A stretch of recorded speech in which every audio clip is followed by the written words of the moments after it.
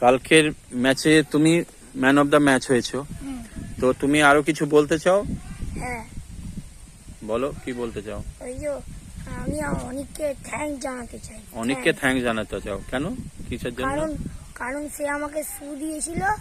আচ্ছা, আর ও স্পাইক দেওয়া শু? হ্যাঁ, ও, তোমার স্পাইক দেওয়া শু ছিল না?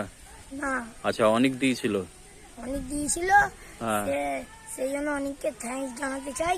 আর আচ্ছা, হচ্ছে সেই জুতোটা পরে আমার খুব ফিল হচ্ছিল, কমফোর্টেবল ফিল হচ্ছিল, কমফোর্টেবল ফিল হচ্ছিল। আর আর বোলিংও ভালো করতে পেরেছো? বোলিংও ভালো করতে পেরেছি, আচ্ছা, ট্রেনতেও ফেলতে পেরেছি। আচ্ছা, তাই জন্য অনেককে থ্যাঙ্কস। অনেককে থ্যাঙ্কস, আচ্ছা, থ্যাংক ইউ বলে দাও তাহলে অনেককে। অনেক থ্যাঙ্কস। ঠিক আছে, তো এটা একটা খুব ভালো দেখা গেল যে ওকে কাল কেউ হেল্প করেছিল।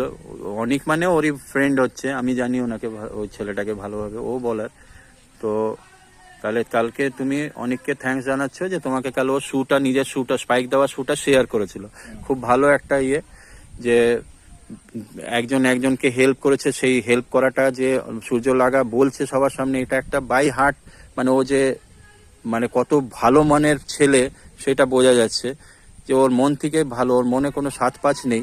সেই জন্য, নাহলে এইসব কথাগুলো কেউ ইন্টারভিউতে বলে না, কিন্তু ওর মনে যে এই বিয়েটা ফিলটা হয়েছে যে আমার বন্ধু আমাকে হেল্প করেছে, সেটা বলার দরকার, তো এটা বলেছে।